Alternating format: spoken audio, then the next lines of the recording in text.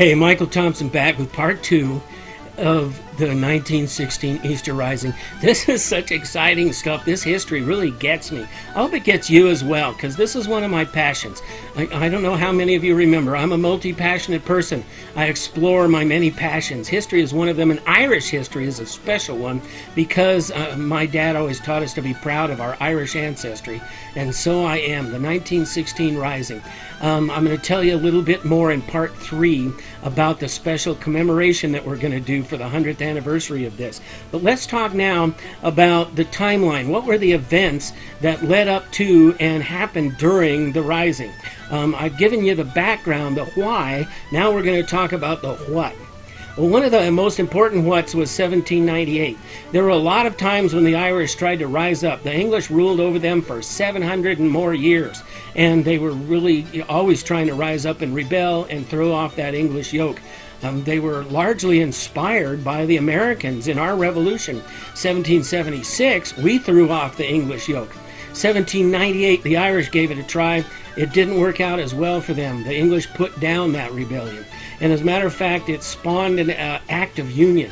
1801, after the rebellion was put down, the English passed a bill in Parliament annexing Ireland to become a part of the United Kingdom of England, Ireland, Scotland, and Wales. They called it the United Kingdom of Great Britain and Ireland.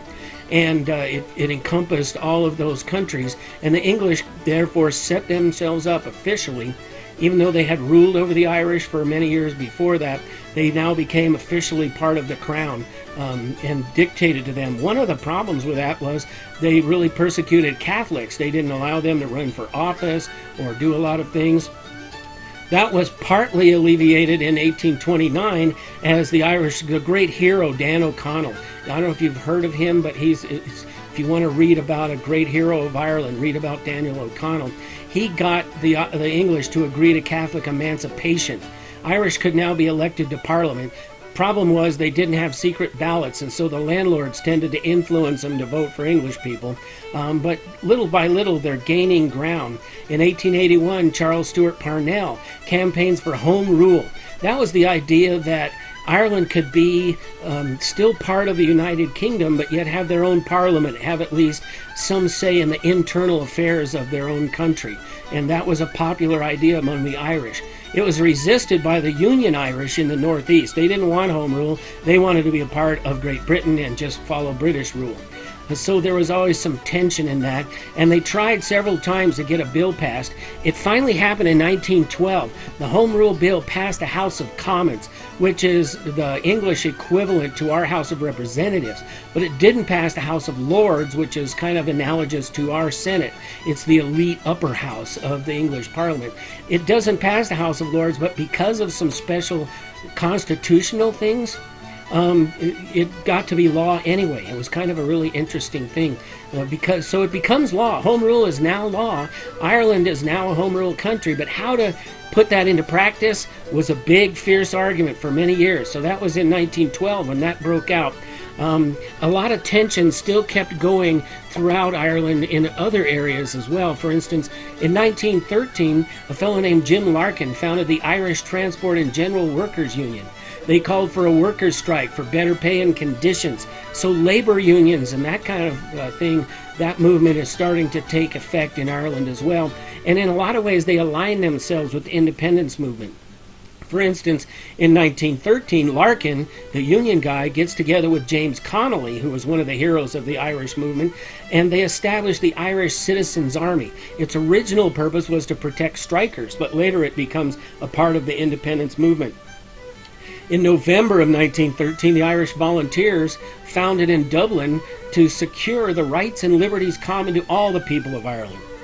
So that was a more general organization, the Irish Volunteers, and by 1914, they have 100,000 members. But also, guess what else happens in 1914? World War I breaks out. And, of course, England now at this time says, well, we got a world war to fight. We're a little busy with the Germans and all this kind of stuff. We can't worry about home rule right now. You're going to have to wait for that. We're going to put it on the back burner. and so it was shelled for the duration of the war with Germany. Needless to say, that was not popular among the Irish, that their vaunted home rule is going to be on the back burner and they're not going to get it to happen. So in September, about a month after the war broke out, a bunch of people get together at the Gaelic League headquarters. It included the IRB, the Irish Republican Brotherhood, some other extreme Republicans, and they formed the initial decision to stage an uprising while Britain is at war. If Britain is at war, this is a good time. They're distracted. A lot of their troops and their forces are overseas somewhere fighting. They won't be able to deal with us as effectively. There's a monkey wrench thrown into that in September of that same year, like a week or two after the Gaelic League meeting. A fellow named John Redmond gets together and he urges the Irish Volunteers, this organization. He tells all these members, you should enlist in the British Army. We'll be a lot better off if we go and help the British fight the war. Then we come home, they'll be grateful to us, they'll treat us better, they'll give us some concessions. And that makes a big split in the Irish Volunteers. 170,000 people left the Volunteers. They formed a new organization called National Volunteers, Redmondites. It was a similar organization, but for a different purpose. They're urged to help the British fight the war. 11,000 remain as Irish Volunteers. Ian McNeill becomes the head of that organization, and they're working for an independent Ireland. By September of 1915, about a year after this, the Military Council of the IRB, the Irish Republican Brotherhood, is formed. Pádraig Pearse, Plunkett, McDermott, Keont, Clark, these five guys were 5 of the 7 signers of the Declaration, the proclamation of the Irish Republic that I read you last time. They take control of the plans for the rising. These are the guys that are going to plan the rising, how we're going to do this. As a matter of fact, in August of 1915, Pádraig Pearse, who is the guy who read out that proclamation, he's a dramatic public speaker. He comes to the funeral of a fellow named Jeremiah O'Donovan Rossa. Now, Rossa has been a fiery revolutionary in Ireland for some years past, but he spent a lot of time in prison because he was accused of treason. In fact, he was found guilty by the English of treason. They treated him badly, did all this kind of stuff to him. He gets sent to America, finally emigrates to America and lives there, and he dies in America, but his dying wish was to be buried in his native soil in Ireland. So they ship his body back and have his funeral in Ireland. Pádraig Pearse stands up at the funeral, and he gives this fiery speech, including this famous phrase that impacted all Irish people and still does to this day: Ireland unfree shall never be at peace. These are the words of Pearse that inspired and really taught a generation that we're working for an independent Ireland. We're not going to suck up to the English like Redmond and his guys want us to do. That was their idea. Well, in January of 1916, James Connolly is encouraged to join the IRB. He's voted onto that military council as well. That brings the Irish Citizens Army into the rising, and the rising day is confirmed for Easter Sunday of that year. Now, I've told you before, I think that the rising is called the Easter Rising because it happened on Easter Sunday and then Easter Monday, and I'll get into more detail on that in a minute. We don't commemorate it usually on the date that it happened, and I'll tell you the actual dates in a minute. We usually commemorate it on Easter, and our special commemoration that we're going to do is on Easter, not on the actual dates, because it happened about a month later than our commemoration is going to be, but that's okay.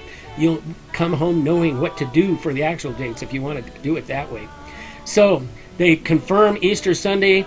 In April of 1916, they put an article in the Irish Volunteer. This newspaper says there are going to be maneuvers on Easter Sunday. Well, everybody knew that maneuvers was a code word for the rising is going to begin. That same month, the Germans decided that they were going to help out the Irish. They want to help the Irish because they're hoping it distracts the British from the war, and so that therefore the Germans can do better against fighting the British in the war. The Irish are not so much pro-German as anti-British, so anything that gives problems to the British they're happy about. Plus, the Germans are going to help them because basically they're sending them a ship full of rifles. 20,000 rifles are bound for Tralee Bay on the southwest coast of Ireland. Well, unfortunately, the English found out about it due to some miscommunication in the Irish ranks. They captured the ship. They sailed it to Cork Harbor, where the captain, the German captain named Strickland, actually scuttles the ship, sends those 20,000 rifles to the bottom of the bay so that the English don't get them, at least, even if the Irish can't have them. That kind of was a turning point, a linchpin in the Rising plans. They always knew this was an uphill battle. It was an iffy proposition to try to fight the English by force of arms, even during a war. Now you lose your arms. You've lost a bunch of your people. So many of them have joined the British Army and are off overseas fighting. They're not here with the Rising like we'd hoped. They don't have nearly as many people participating in this. They don't have the arms. And so Ian McNeill, for one, decides this is never going to happen. He's chief of staff of the Irish Volunteers at the time. He sends out a countermanding order into Dublin. The Rising's off. We're not going to do it. Don't try it. Don't come together. Don't do the things that we had planned to do this by that time. And so that becomes the kind of thing that's going on. The Rising is supposedly called off. However, a lot of the leaders don't like that idea. And so they get together.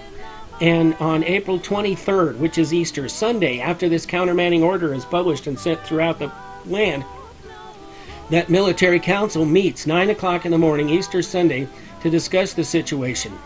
McNeill has even placed an advertisement in the Sunday paper saying, we're halting all volunteer operations for now. So the military council puts the Rising on hold for 24 hours. They don't stop. Printing presses fire up. Hundreds of copies of the proclamation are printed out and posted all over Dublin. By Monday morning, they're getting the plans together, and at noon, the official Rising begins. 1916 Rising starts at noon on Monday, day after Easter, April 24th. Because of McNeill's countermanding order, only about 1,600 of the volunteers show up. They had hoped to have about 10,000. The Rising obviously can't succeed, but the leaders are hoping to inspire patriotism, to inspire a new movement for independence in Ireland, to get the people to have that dream that we can work toward, even if we can't accomplish it today. They were willing to give themselves to this cause.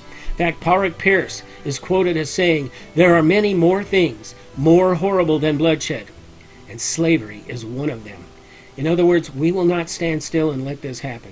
They occupied several buildings. They had this arc of buildings laid out that was going to be a strategic area, how they were going to occupy Dublin. It's no longer strategic in the sense that they don't have enough people, though, to occupy Dublin, but they can occupy these buildings, and they set up their headquarters in the General Post Office, the GPO, and that's where Pearse reads out the proclamation. A lot of them do that. They're attacked. A few in the afternoon, a few British troops come by and try to attack the rebels and take them out. They successfully defend against that because they've got a really good defensive position there in the post office. On the next day, or Wednesday it was, that was Monday. On Wednesday, a party of 17 men is holed up in some houses in Northumberland Road. They're overlooking Mount Street Bridge. A whole battalion, about 700 or 800 men in the British Army, attack. They're using tactics they've learned in trench warfare during World War I. And they try and get through. However, their casualties are massive. It was really a horrible idea on the part of the British. 8 hours they charge these 17 houses, or these houses where 17 men are holed up. 230 British soldiers are killed or wounded in that battle. Most of the 17 Irish escaped with their lives. And in support of their infantry, now the British have to bring out a gunship.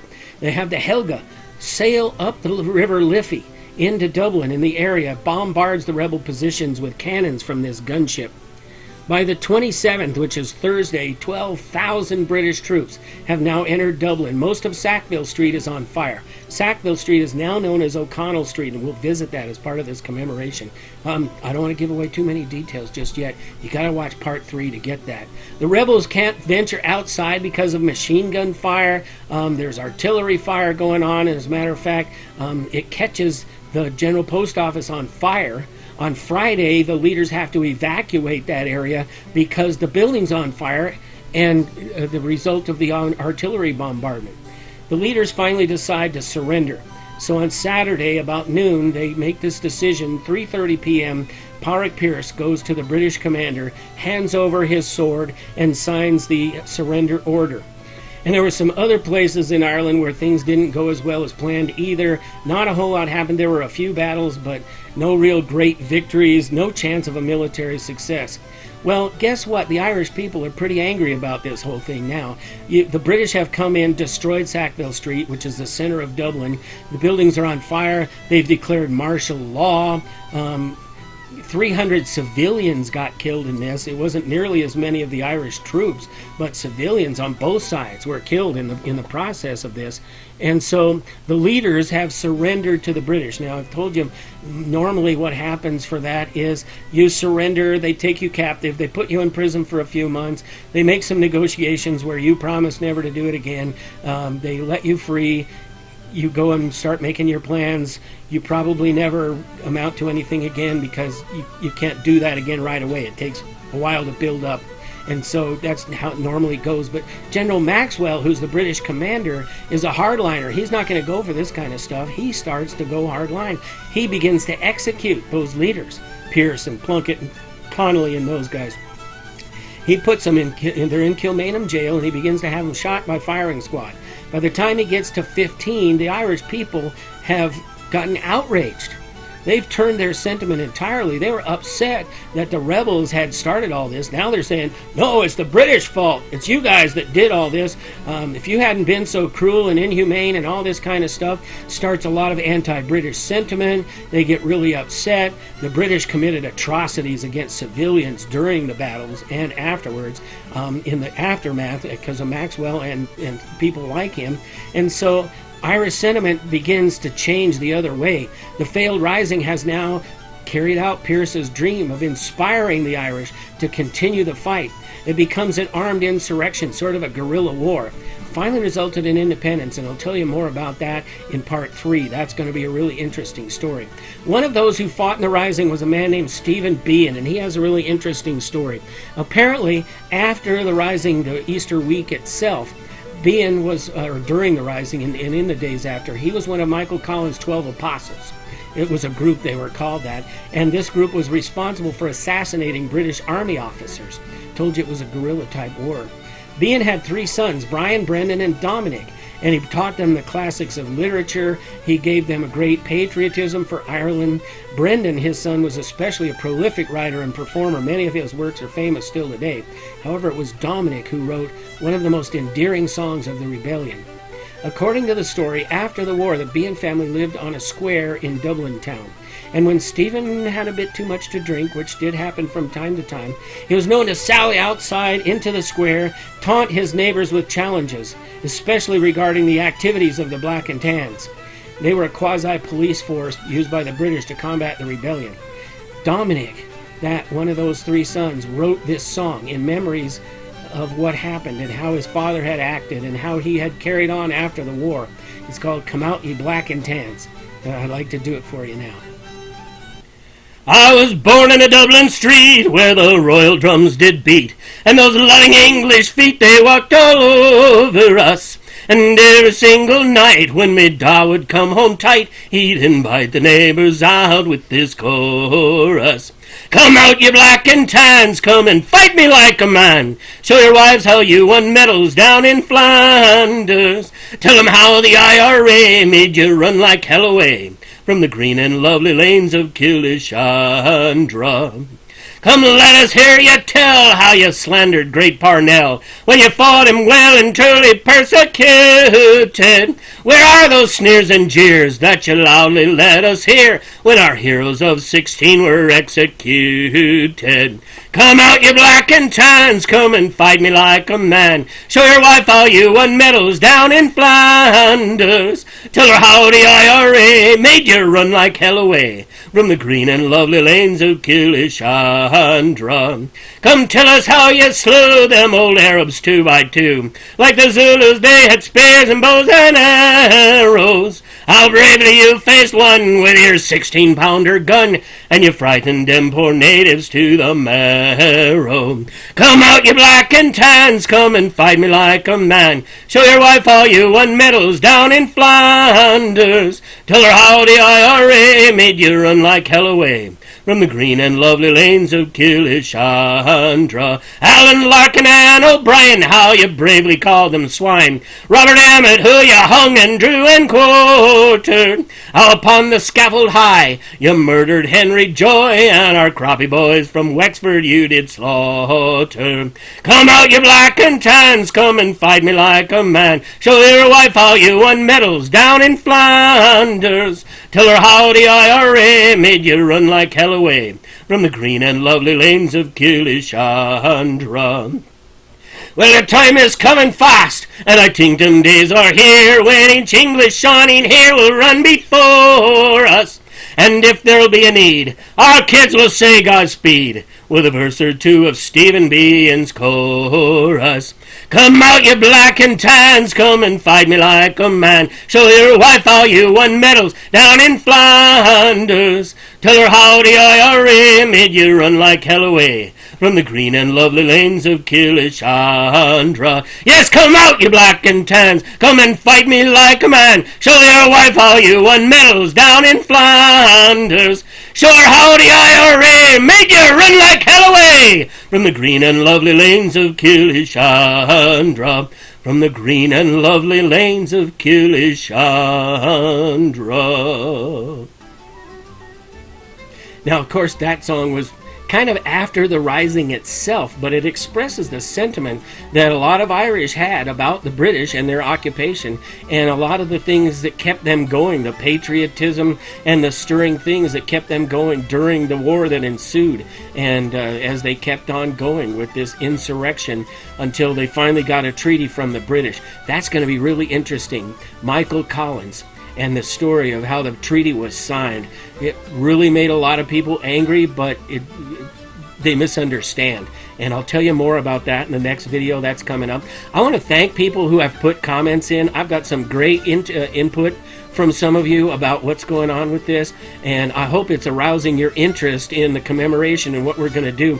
And I promise I'll tell you more about that in the next video. This is going to be a three-part thing, and the third part is where I'm really going to reveal what we're going to do for this commemoration and give you some more details. So I hope you're as excited about that as I am. Meanwhile, keep on bringing those comments. There's a comment section at the bottom of the screen here underneath the video.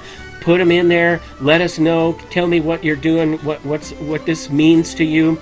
Give me any suggestions.